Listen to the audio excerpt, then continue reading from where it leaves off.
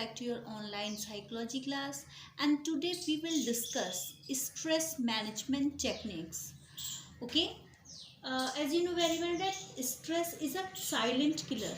ये किस तरह से हमारे बॉडी को, हमारे माइंड को हार्म पहुंचाता है ये हमें पता भी नहीं चल पाता. जैसे साइलेंट किलर होता है ना, वो कब हमें मार देता है हमें पता ही नहीं चलता. उसी तरह से जो स्ट्रेस है वो हमारे लिए एक साइलेंट किलर का ही वर्क करता है और हमारी बॉडी को, हमारे माइंड को कब वो डेथ की तरफ ले जाता है हमें पता ही नहीं चलता.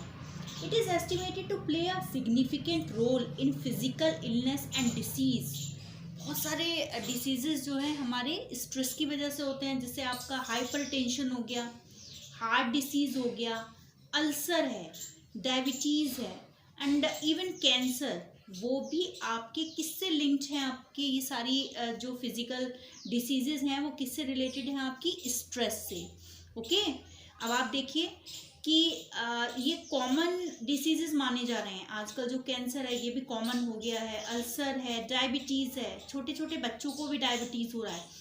तो ये कहीं ना कहीं किस चीज़ को शो कर रहा है, किस पर लाइट थ्रो कर रहा है? हमारी जो लाइफ स्टाइल है जिसको हम कैरी कर कर आगे बढ़ रहे हैं उसको शो करता है. Due to lifestyle changes stress is on the increase. अब जो हमारी लाइफ स्टाइल है वो कैसी है? प्रॉब्लमेटिक है.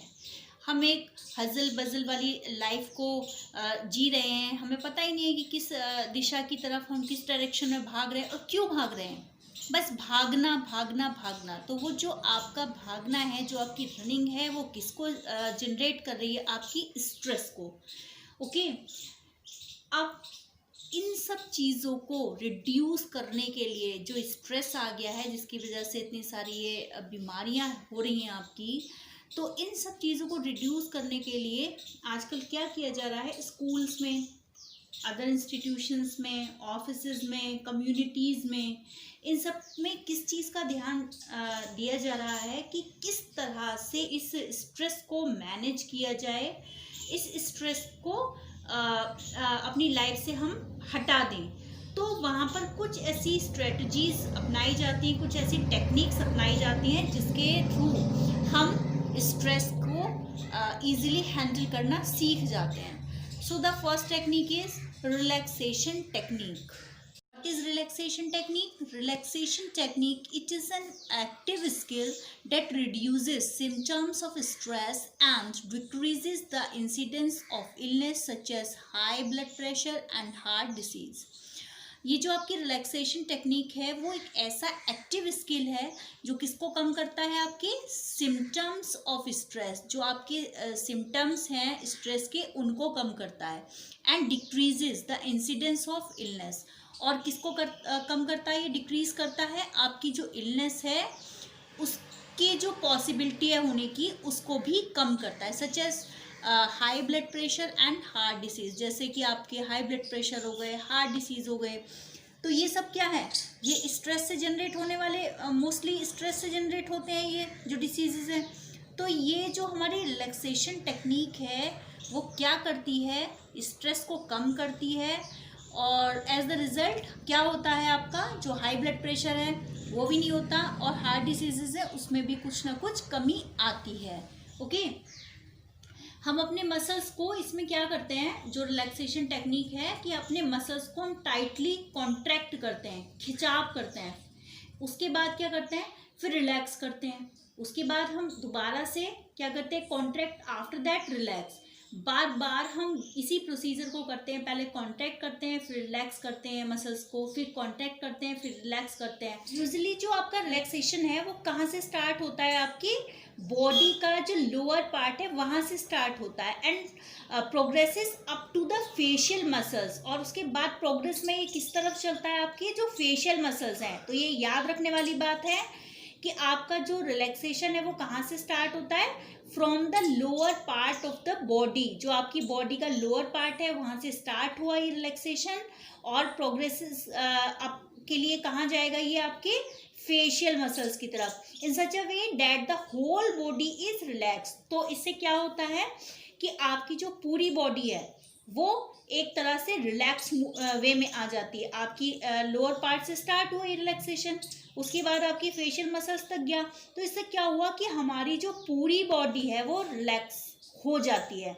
Okay, so deep breathing is use to calm mind and relax the body. अब इसमें क्या होता है, जो आपकी डीप ब्रीथिंग भी आती है, डीप ब्रीथिंग अगर आपने कभी इस चीज़ को एक्सपीरियंस किया होगा बेटा, तो आपने देखा होगा जब हम डीप ब्रीदिंग करते हैं तो हम अपने आप को बड़े काम स्टेज में पाते हैं, हमारा जो माइंड है बड़ा रिलैक्स फील करता है। तो ये सब क्या है, स्ट्रेस को दूर रखने वाली टेक्निक है ये, ठीक है। The next is meditation procedures. The yogic method of meditation consists of a sequence of learned techniques for refocusing of attention that brings about an altered state of consciousness. Meditation के बारे में तो आप लोगों ने सभी ने सुना होगा। जो मेडिटेशन है, योगा है आपका, तो ये जो सब प्रोसीजर है ये हमारे जो माइंड है उसको एक बहुत अच्छी स्टेट में ले जाता है। जो हमारी पावर्स है माइंड की उसको भी इम्प्रूव करता है और उनको इंक्रीज भी करता है। तो मेडिटेशन प्रोसीजर बहुत अच्छा है हमारे माइंड के लिए। There are so many misconception about meditation in our society. अब उसमें क्या, कुछ लोग क्या कहते हैं, वो ये कहते हैं कि ये मेडिटेशन बहुत ही डिफ़िकल्ट प्रोसेस है, इसे तो हर कोई नहीं कर सकता। वो क्या सोचते हैं, वो ऐसा क्यों सोचते हैं, उनका मतलब क्या होता है, मेडिटेशन से क्या वो मीनिंग निकालते हैं, वो समझते हैं कि मेडिटेशन का मीनिंग है माइंड को ब्लैंक करना, उसमें कोई थॉट ना रहे, उसमें किसी के लिए कोई फीलिंग ना हो, कोई इमोशन ना हो, तो वो होता है meditation. But it's not true. क्या ऐसा हो सकता है कि आप अपने माइंड को कभी ब्लैंक कर सकते हो?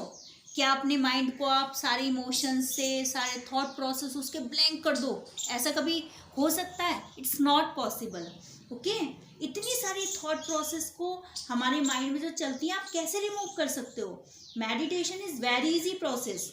ये जो मेडिटेशन है ये तो बहुत इजी प्रोसेस है। Basically we have to focus on thing in meditation. Suppose आप अपनी ब्रीदिंग पर फोकस करते हो, ठीक है, आप शांति से एक जगह बैठकर ब्रीथ इन ब्रीथ आउट कर रहे हो, ठीक है। आप बार बार जब ब्रीदिंग पर फोकस कर रहे हो देन आपके माइंड में थॉट्स तो चलते रहते हैं, बट बार बार आपका फोकस ब्रीदिंग पर आ जाता है, ठीक है। एंड बार बार ऐसा करने के बाद आप एक कॉन्शियस में पहुंच जाते, एक ऑल्टरनेट कॉन्शियस में पहुंच जाते हो, जहां पहुंचकर आपकी body and mind relax feel करता है। Okay, meditation involves such a through concentration that the meditator becomes unaware of any outside stimulation and reaches a different state of consciousness.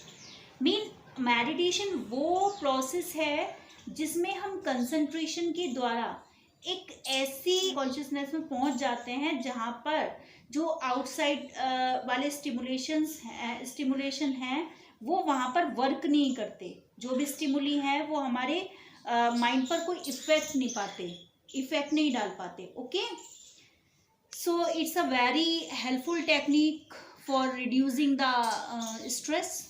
So the next technique is biofeedback. It is a procedure to monitor and reduce the physiological aspects of stress by providing feedback about current physiological activity and is often accompanied by relaxation training. Biofeedback में हम लोग क्या करते हैं, अपने mind में कुछ electrodes लगाते हैं और वो सारी एक मशीन में लगी होती हैं जो आपकी इलेक्ट्रोड्स होती हैं, और जैसे किसी को स्ट्रेस होता है तो उसकी जो हार्ट रेट है इंक्रीज होती है, तो नेचुरल प्रोसेस है। या बॉडी में जो चेंजेस होते हैं उन्हें दिखाया जाता है। इसमें क्या करते हैं कि सब्जेक्ट को कोई स्ट्रेसफुल सिचुएशन देते हैं और उसे दिखाते हैं कि जब आपको स्ट्रेस होता है तो आपकी जो हार्ट रेट है कितनी ज़्यादा बढ़ जाती है, जो आपके लिए बहुत ज़्यादा हार्मफुल है। अब आप इसको इस तरह से समझिए कि सपोज आपको कोई चीज़ है, ठीक है, वो हार्मफुल है आपके लिए, लेकिन अगर आपको बताया जा रहा है कि बेटा ये आपके लिए हार्मफुल है, लेकिन आप उस चीज़ को नहीं मान रहे क्योंकि वो आपको विजुलाइज नहीं हो रही कि वो आपकी बॉडी के लिए या आपके माइंड के लिए कितना हार्मफुल है, तो आप जब तक मानेंगे नहीं जब तक कि आपको विजुलाइज ना हो जाए कि वो किस तरह से आपकी बॉडी को हार्म पहुँचा रही। तो यहाँ पर क्या करते हैं कि इसमें माइंड में कुछ इलेक्ट्रोड्स लगाते हैं और वो सारी एक मशीन में लगी होती हैं। और जिस भी पर्सन को स्ट्रेस फुल सिचुएशन में हम लेके आए हैं, तब हम उसको दिखाते हैं कि आपकी जो हार्ट रेट्स हैं देखिए कितनी ज़्यादा बढ़ गई हैं। जब वो उसको खुद से विजुलाइज कर लेता है कि हाँ भाई उसकी हार्ट रेट्स बहुत ज़्यादा बढ़ गई हैं स्ट्रेसफुल सिचुएशन के वजह से, तो वो देखता है कि ये उसके लिए कितना हार्मफुल है। Okay, in this technique there for 3 stages. अब ये जो टेक्निक है इसमें 3 तरह के स्टेजेस हैं। ठीक है, पहली क्या है आपकी, developing an awareness of the particular physiological response like heart rate. Okay, second है आपकी learning ways of controlling that physiological response in quiet condition, and the third is transferring that control into the condition of everyday life. तो अब इन तीनों stages को हम इस तरह से समझते हैं। Developing an awareness of the particular physiological response like heart rate. सबसे पहले हमें क्या करना होता है, एक अवेयरनेस हमें जनरेट करनी होती है। किसके लिए, जो हमारा फिजिकल रिस्पॉन्स आ रहा है उसके लिए एक अवेयरनेस डेवलप करनी होती है। जैसे हार्ट रेट है आपका, जो भी पर्टिकुलर एक रिस्पॉन्स है जो बढ़ रहा है, जब हमने उसे सब्जेक्ट को एक स्ट्रेसफुल सिचुएशन दी, उसके बाद क्या जनरेट हुआ आपका फिजियोलॉजिकल रिस्पॉन्स, उसकी हार्ट रेट इंक्रीज हो गई। तो वहाँ पे क्या है, उसे अवेयरनेस डेवलप करनी है उसको देखने के लिए। सेकेंड है आपकी learning ways of controlling that physiological response in quiet condition. अब क्या करना है, हमें सिखाना है कि उस फिजियोलॉजिकल रिस्पॉन्स को किस तरह से कंट्रोल करना है कि जिससे हम क्वाइट कंडीशन में आ जाए। ओके, अब the third is transferring that control into the condition of everyday life. अब ये 2 चीज़ें तो आपने उसको सिखा दी, अब उसको ये भी तो सिखाना है कि आपकी डेली लाइफ एजल्स में आपके साथ जो भी स्ट्रेस आता है, जो भी चीज़ें होती हैं, उनको किस तरह से कंट्रोल में करिए। जिस तरह से 2 स्टेजेस उसको सिखाई गई कि पहले आपको अवेयरनेस डेवलप करनी है कि क्या रिस्पॉन्स आ रहा है, फिर सेकंड में आपको कि कैसे क्वाइट कंडीशन में आना है, तो तीसरे में क्या है कि किस तरह से उसको अपनी लाइफ में अप्लाई करना है। So this is biofeedback technique. Okay, the next is creative visualization.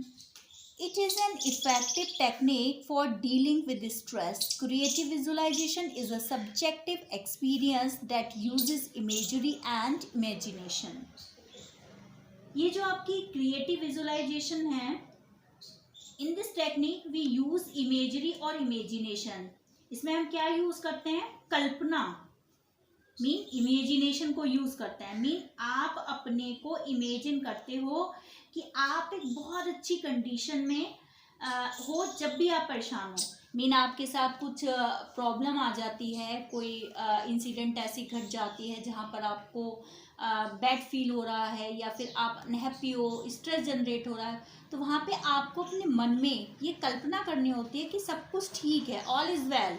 Okay, तो वहाँ पर क्या आपको इमेजिनेशन करनी है, एक अच्छी वाली फीलिंग अपने अंदर रखनी है कि सब कुछ ठीक है, सब कुछ ठीक हो रहा है।